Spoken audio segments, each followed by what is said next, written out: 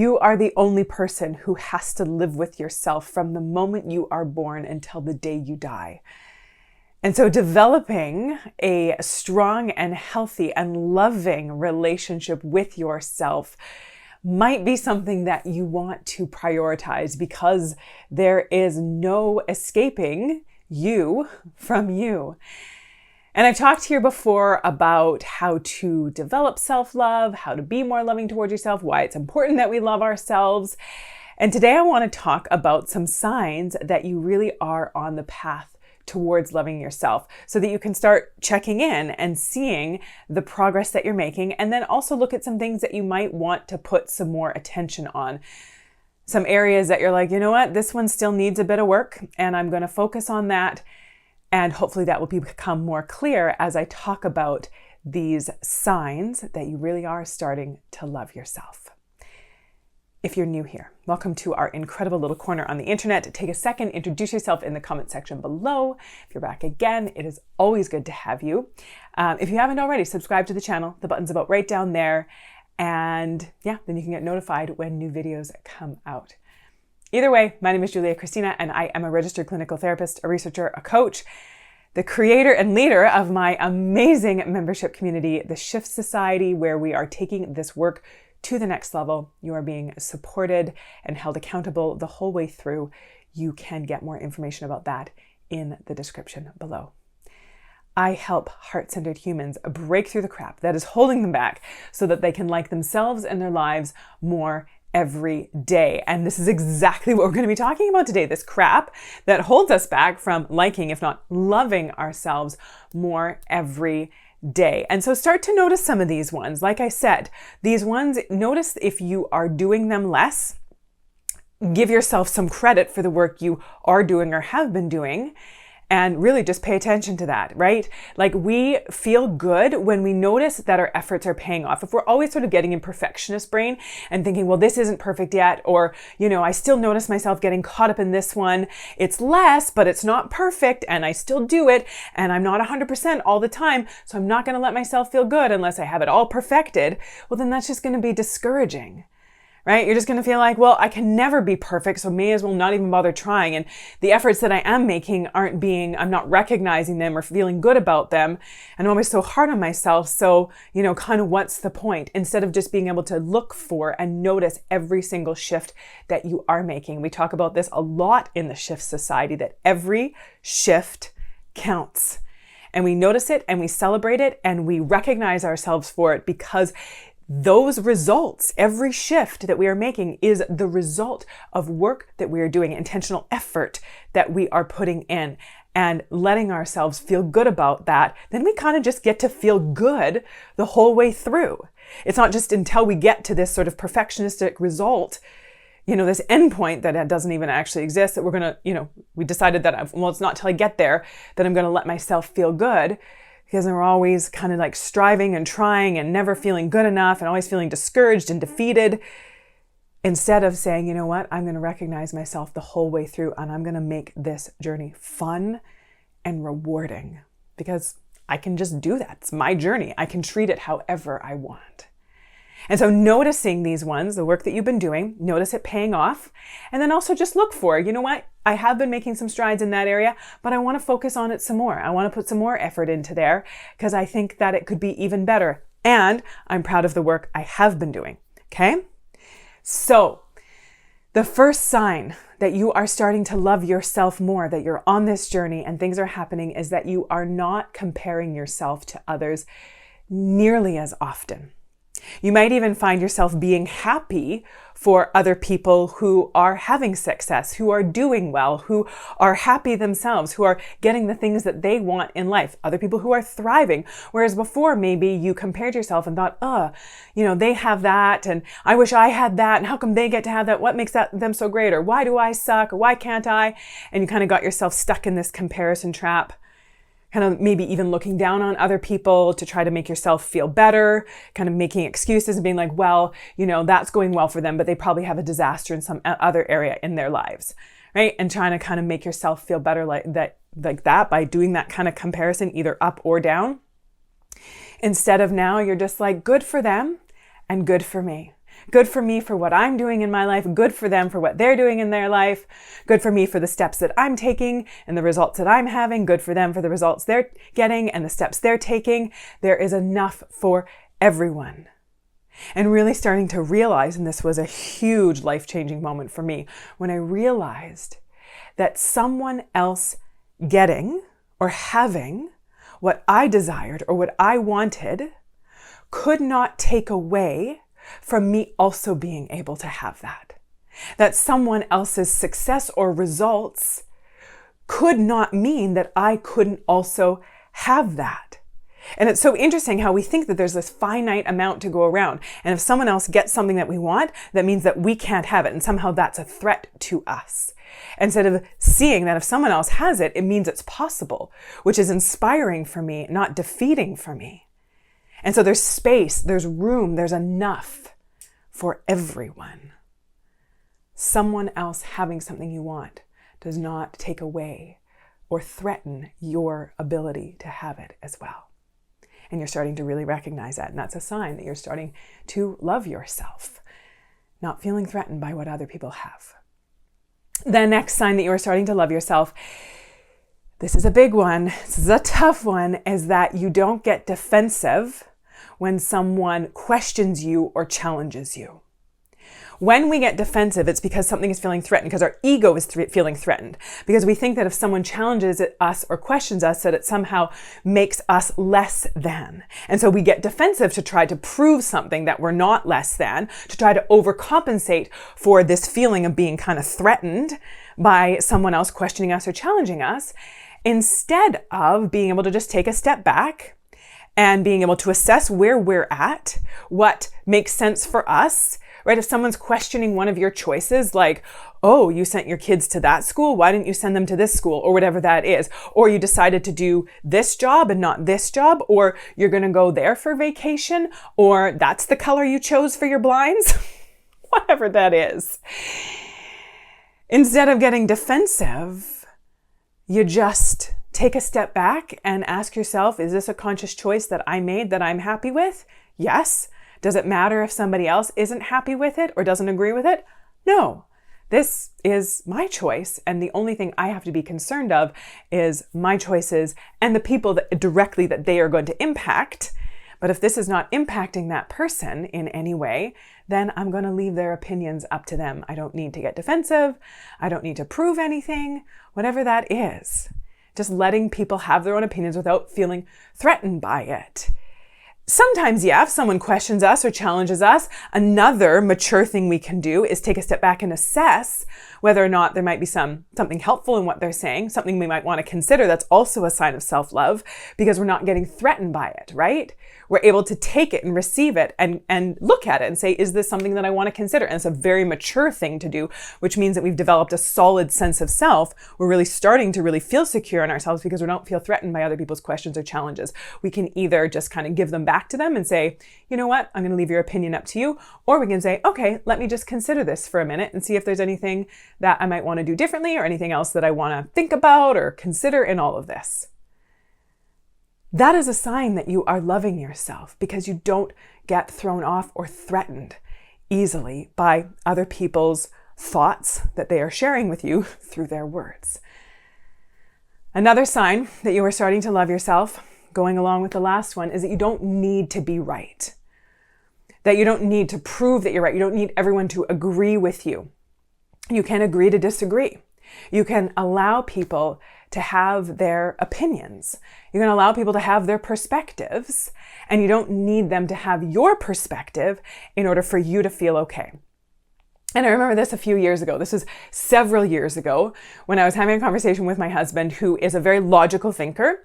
He's an engineer, and he really relies on logic and reason. And that's just the way that his brain works.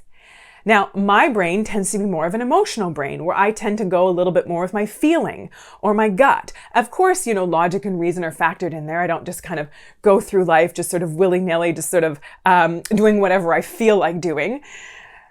That's not the case, but I tend to sort of suss out how something feels, and I factor that in when I'm making a decision. And he and I were having this conversation, and he was asking me why I was making a certain decision, and I said, you know what, it just feels right.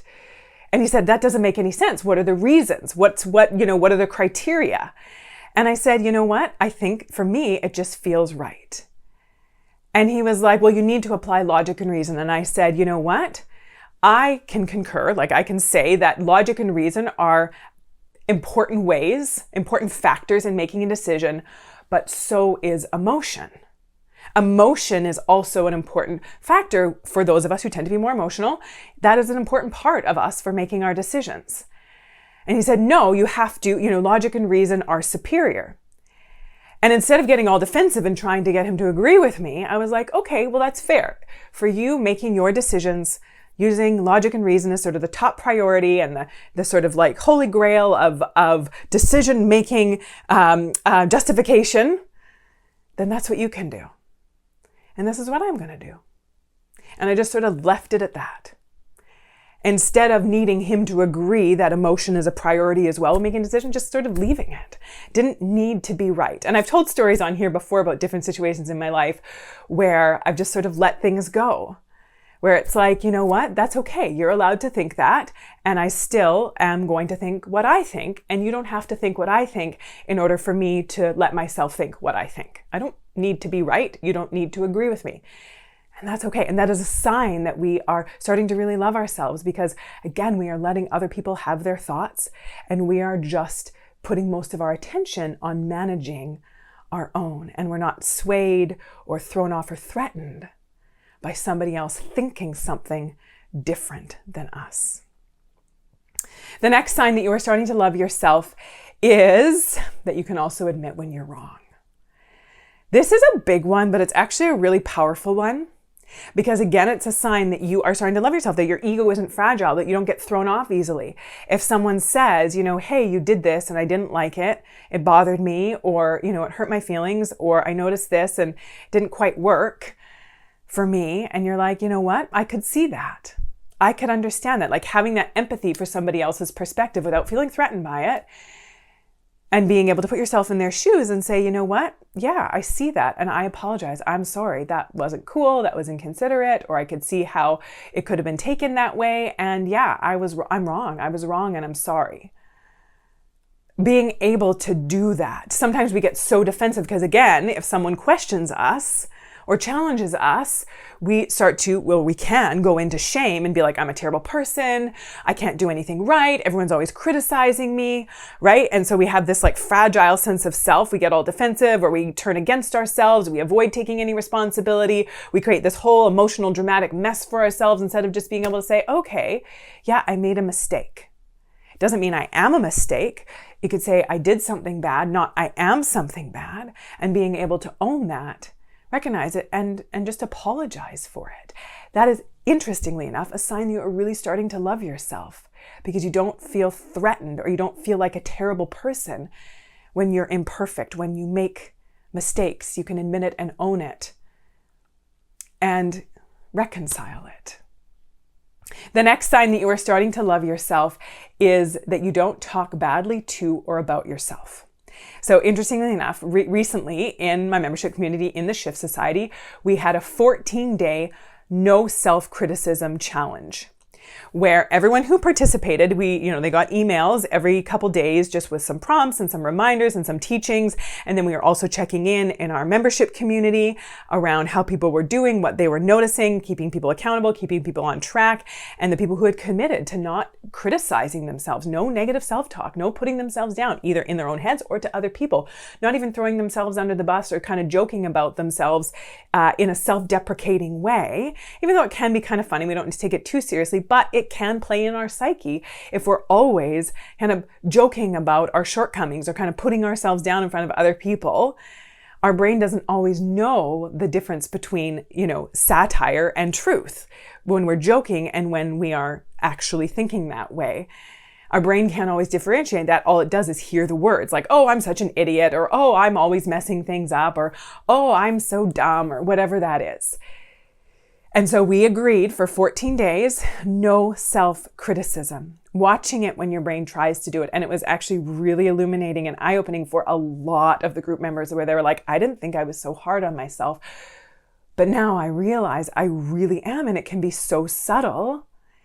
And now I get why I struggle to have a strong and healthy, loving relationship with myself, because I'm pretty regularly putting myself down, right? Saying things like, oh, you just look terrible today, or oh, you're so gross, or oh, you messed up again, or oh, you lazy good for nothing, or like, what's wrong with you, or you're pathetic, right? Like, you're just out of control and you're never going to get the hang of this. You're never going to get it.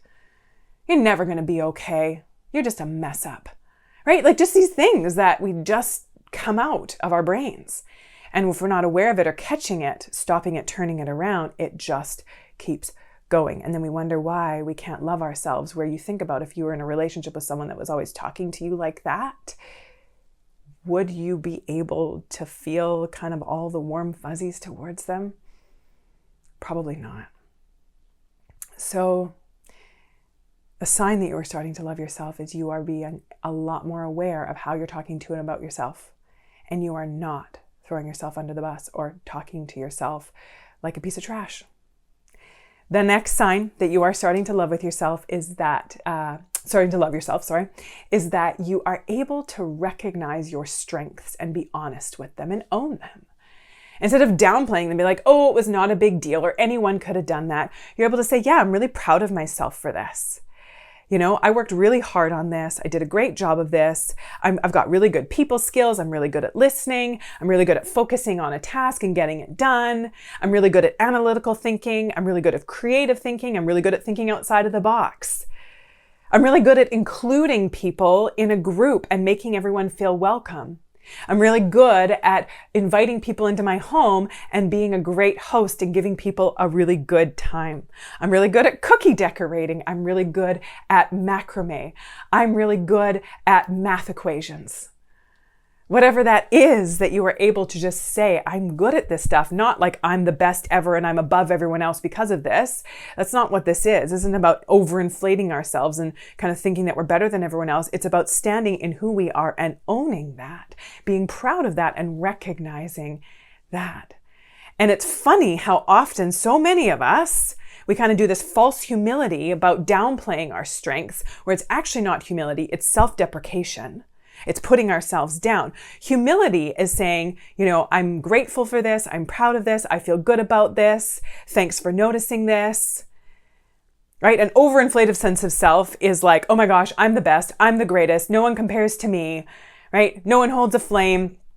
I win all the time. Everything I touch turns to gold, like that kind of thing. That's obnoxious and just kind of overcompensation, because it's just not true for, anyone I've ever met. But then self-deprecation is putting ourselves down. Oh no, it was nothing. It's not a big deal. Anyone could have done it. I just got lucky. It was just a fluke, right? And downplaying that, kind of downplaying ourselves. So being able to just stand firmly in who we are and own those things and feel good about that stuff and recognize ourselves, that is a sign that you are starting to love yourself.